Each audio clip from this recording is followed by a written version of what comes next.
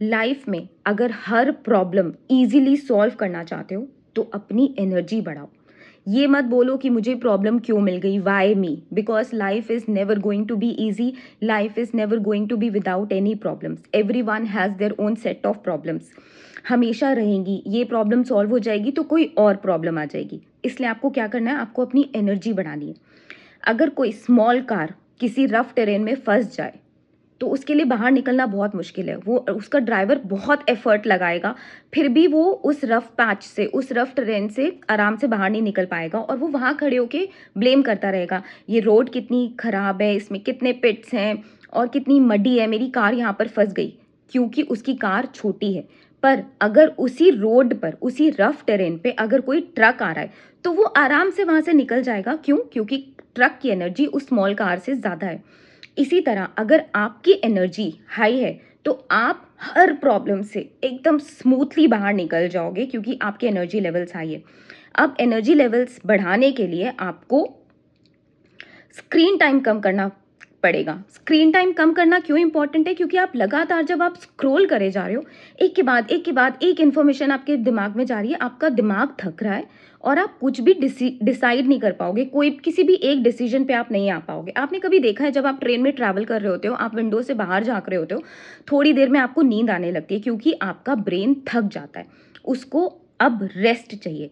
ऐसे ही जब आप कंटिन्यूस स्क्रॉलिंग करते हो, रील्स पे रील्स देखे जा रहे हो या वीडियोस देख रहे हो या अननेसेसरी इन्फॉर्मेशन एब्जॉर्ब कर रहे हो, हमारा ब्रेन इतना थकने के लिए, इतनी इन्फॉर्मेशन एब्जॉर्ब करने के लिए बना ही नहीं है।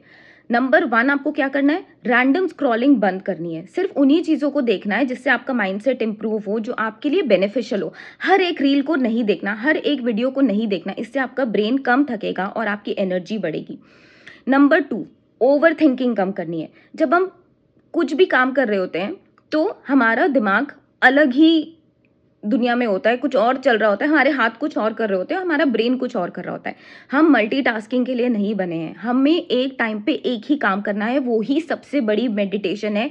जिस मोमेंट में हो वहीं पर आप प्रेजेंट रहो।